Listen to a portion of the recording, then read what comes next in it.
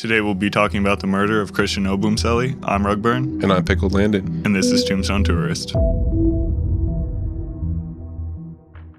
We have some backstory. I'm going to do some character building, first of all. So we have Christian. He is athletic, well off in finances. He traded cryptos, played the stock market a little bit. He's kind of just a rather successful person, right? Overall, kind of a catch for women. He meets Courtney, and she's Courtney, right? She's a crazy girl. She's a little crazy. She has OnlyFans, you can gain access for probably like $9.99 a month, you know what I'm saying? But off of that, she's gotten rather successful and rich because she does have the looks and the marketing capability in order to excel at this, right? With that kind of comes some toxicness, I would say. Less so on Christian's part, from what we've researched. Now, I don't know this. No one's seen everything that happened behind the scenes with them. Obviously not everything is documented. But based upon a lot of the stuff that we were able to dig up, it seems very apparent to me, at least, that Courtney was the aggressor and the agitator in these situations. In any relationship, there's two people, but it's clear that she was the aggressor, like you said. I wouldn't say that he's not toxic, but it's because of continuing to participate in the relationship. As far as overall aggression, she's the driver, the impetus, the main reason behind all this stuff starting. I think that he did choose to stay with her. I think he truly loved her is why. I do too.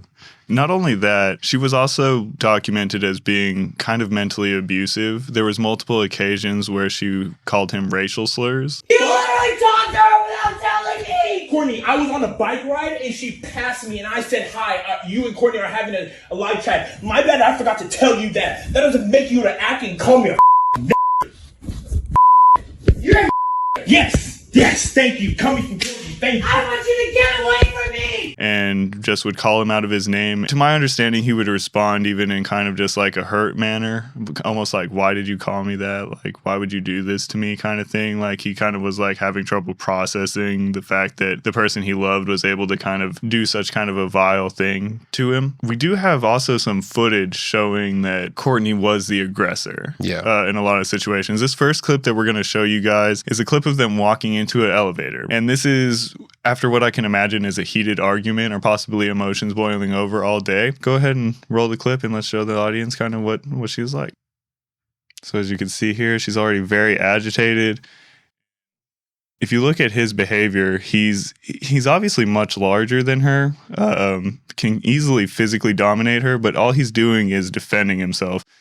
And the most aggressive thing he really does is grab her arms in order to stop her. I also think it's highlighting the point that I was bringing up, that he's choosing to stay there and he's having to use willpower at this point in order just to kind of curb her behavior. I don't know about you, but in a situation like that, I'm going to get angrier and angrier. I'm going to get frustrated. You know, and he's expressing a lot of self-control by not doing anything. I do think it speaks volumes about him as a person, the fact that he was able to withstand not only the verbal and mental abuse, but the physical assaulting on him. That wasn't the only instance in which he was physically assaulted. There's other instances where one time in particular, she took a knife and she ended up slicing a bit on his face. Mm-hmm. And there was reports that after that happened, he had to go get stitches. And not only after getting stitches, it got worse. She kept slapping him and he had to keep getting his stitches redone. She kept reopening the wound. It wasn't healing fast enough. He had written down somewhere that it just wasn't healing fast enough and that he was wondering what he did wrong and that he felt like he was doing wrong or like that he did something to deserve this, almost is the vibe I got from that. Yeah, it's very sad. He expresses the anger that he's just kind of repressing. He brings up that he was cheated on. He questions why he's capable of handling all the stuff that she's throwing at him. And he brings up that it's the fact that he loves her. I don't understand how he was able to commit to her the way that he did, especially with the whole cheating thing.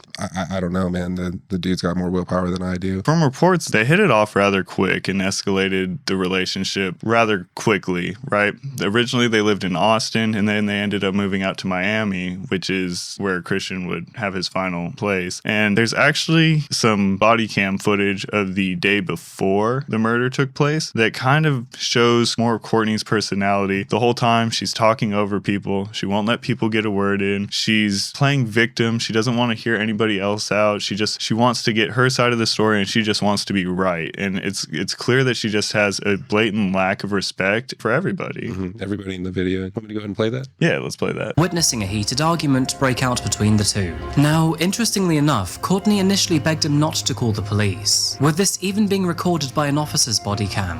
However, shortly after officers arrived at the lobby, she very swiftly changed her position to sound as if she did actually want them to be there after all.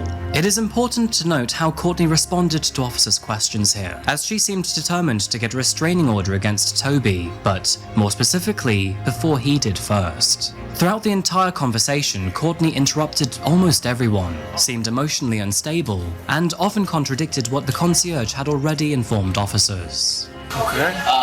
Basically, can you please let me into my apartment? Please? Okay. Yes. I haven't. Hold on. What's going on? Okay. Where's your apartment? You have a key? We have. Ma'am, you don't need to talk to me. What's What going are on? you lying about? Where's your key? I'm in my apartment. You didn't call. I didn't. Nobody. I called. You called. What? Okay. But What's on going on? him? Okay, hold on, ma'am. Let him talk. Okay. Ma'am, hold on. Okay. Go ahead.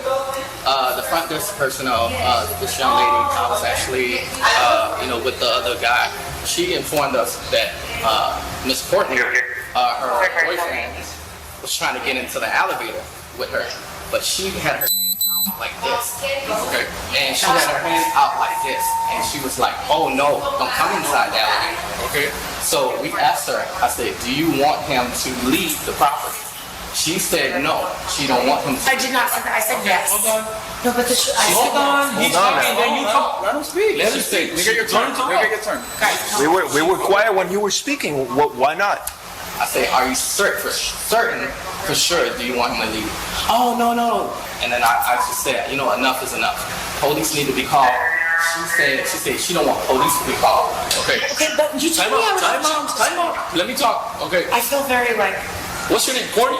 Yes. Okay, Courtney.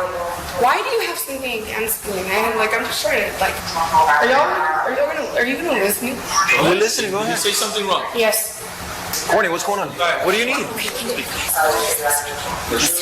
What? Yeah, go ahead. My boyfriend. He hasn't been anywhere. Yeah. I don't care. I'll hold it down. This guy said I shoved her. When I was upstairs and they showed up on my door, I said I shoved him. I said, show me the and then I really got angry because that did not happen. All I did was take my dogs down. All right. So what do you want to say? I want a restraining order against Christian and Kelly. Well, I don't issue those. Because, Those I'm to serious. court. Can I do that? You have to go to court. You have to go to Okay, but downtown. how or can I get make petition. myself first? Who's on the phone with you? Just my dad. Okay. Well, let me Which I think is reasonable. let me explain to you something with your dad on the phone, so you could hear me. You asked me, how can I get a restraining order against him? I answer you, we don't issue those. That's through court. You asked me, I need to get one before him. I told you, the only way is for you to get to court. Then you asked me, is he on the way already? And I asked you, I don't even know how he looks like. You understand? It's your questions that are making much of an. I am. Listen to me, answer my questions, please. Does he have property in the room, in the apartment with you? A lot of property, you said. He's been with you here for about 2 months, right? Is he on and off, or is he staying with you? For 2 months, every day. Is staying with you for 2 months here with you? Okay. Except for last week, he wasn't. Okay, let me let you know something. He lives here. That person lives in that apartment with you.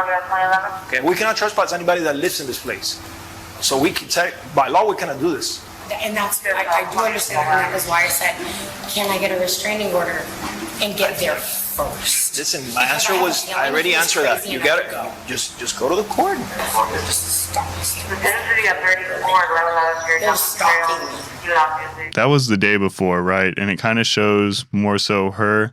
Something to also keep in mind is she refused to let him have her location, but she demanded she have his location. She was also very kind of controlling in that aspect. And I don't really know if there was anything police necessarily could have done in this situation that day that could have prevented this situation that took place the next day. The only thing I can think of is if they had, and this would have been bad on the police, just from my opinion, if they had taken her sincerely, which I think would be bad, and they took him down there, that may have been like, where you don't intend it to save your life. But it ends up doing it. If he had been in jail for something he hadn't done for over 24 hours, that wouldn't have happened. That's a weird way to look at that, because it seems a lot of the times that in situations like that, especially from police, they come upon the situation and they're new to it. They don't know their backstory. They don't know that Courtney and Christian have a toxic relationship. They're being told a story. I don't think other than that situation, much could have been done to protect him unless it was a random happenstance of events like that where you kind of silver lining yourself out. What took place the next day was there's a heated argument. All this is allegedly, but they end up getting to arguing. She claims she threw a knife.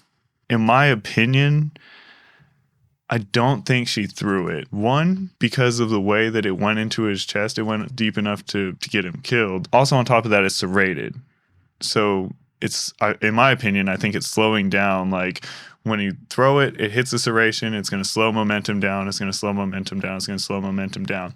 Another thing is, during the interrogation, the police officers were like, you threw it, or like, how many times? And she was like, how many times did I... How exactly did you throw it? Did you throw like that? How many times? No, how exactly did you throw it? And like that leads me to believe she thought maybe in a rage that she stabbed him, and she was questioning how many times she stabbed him, but the throwing the knife was a cover-up. Like a Freudian slip. Yeah. In the interrogation you're talking about, they ask her, how did it happen when you threw it? She goes, how many times did I stab him? Or like something along those lines. It was something along the lines of that. I think she said, how many times? And they were like, no, how did you throw it? And she was like, oh. And you and me went back and forth on this a little bit because in our heads, she has a lot of money. And that's an important thing. You can buy nice cutlery. Nice cutlery is always shown to cut through paper without resistance or tomatoes without resistance and stuff, right? And so we were questioning, is it possible that she did throw a knife and hit him in an artery or something underneath his armpit, right? Yeah. But I think we both came to the conclusion, and based off the depth of the injury, it was over 3.5 inches into his body. I think video games and TV have given people the impression that human bodies are made out of like Jell-O. Yeah. They're very resilient. They're very tough. And especially somebody like him that works out all the time, he's going to have a lot of muscle tissue to push through. And even though she's very fit herself, I think we both came to the conclusion that there's no way that she can exert enough force to fling it almost 4 inches into his body. The medical examiner said it was that of a downward thrust, which is a stabbing wound. Something else to note too that kind of points to kind of how psychotic or narcissistic, I'm not really sure, maybe a little bit of both, that she was the fact that at the beginning of the interview, the interrogation, I mean, she goes, well, it's not like I'm in trouble. Kind of just like, what did I do wrong? Because I realized, like, how very serious this is. Like, I was sitting there in a freaking puddle of my boyfriend's blood, begging him to, like, please not, like, fucking give up on me. Like, man, like, this shit is fucking serious. I don't think I'm necessarily in trouble, but, like, I just would like to... When she stabbed a man. And not only that, a really disturbing fact to this is after she stabbed him, before she calls police or paramedics or any kind of other emergency line, she calls her mom and has a 13-minute long phone conversation with her mom. And when she finally does decide to call the emergency lines, you can hear Christian in the background. He goes, I'm dying. Yeah, he can't feel his arm. He's losing blood pressure, and you can hear him. He's almost saying it, and I hate to say this, in almost a sarcastic way. Like, he's like, I'm dying. Like he's trying to prove a point. That just even shows more so how audacious her claims were at the beginning of the interrogation, that like, it's not like I'm in trouble or anything. It kind of just shows lack of remorse and just overall the lack of respect that she had for Christian. And she has a general pettiness to her. You can kind of see it in the video where she's like, well, how can I get there first? How can I beat him there? Even the way she addresses the police officer in the interrogation, she says it almost nonchalantly. From my opinion, I don't think I'm going to be in trouble for this. Overall, it's a really disturbing case, and it's just, it's a sad situation, and it just kind of goes to show that domestic abuse is viable either way. Men can be domestically abused as well, because he chose to stay around and just continue to be beat on. He's an imposing figure. The hold that people have over us mentally a lot of the times is a lot stronger than however strong you may be physically. Just because you are a man doesn't mean you're incapable of being hurt or killed. Yeah, and not only that, we don't know 100% of what happened behind the scenes with them through their everyday life. There could have been something that was like the polar opposite on certain days. Like she might have loved him really deep on certain days and just completely decided to just mentally abuse him other days, physically abuse him other days, and he might have just been clinging on to that little hope that that girl that he fell in love with was still there. And I hate that our videos a lot of times keep going back to this, because like a lot of times we cover domestic cases, but like it's seriously, you could just leave. Like there's nothing wrong with it. you can find somebody else. Like, the world's a big place. Like, you don't have to set your heart on just that one person and put up with whatever kind of like physical or mental or both abuse that's going on. Especially when you're so capable, or even if you don't have what Christian had, you can always say no. Like you said, it's not that deep. I think is the phrase that you like to use a lot. It's not that deep. Move on. With that, you know, she hopefully gets what she deserves. I feel like life's given her too much of a pass and kind of let her slide by on easy mode. I'm really hoping the justice system kind of gives her what she deserves. I agree. It's a shame it cost a life, but it is. And with that note, we appreciate you all for watching. If you could, it will really help us out. Hit that subscribe button. We're really trying to hit 1,000 before the year's end. And let us know your thoughts down below. I'm Rugburn. And I'm Pickled Landon. And this is Tombstone Tourist.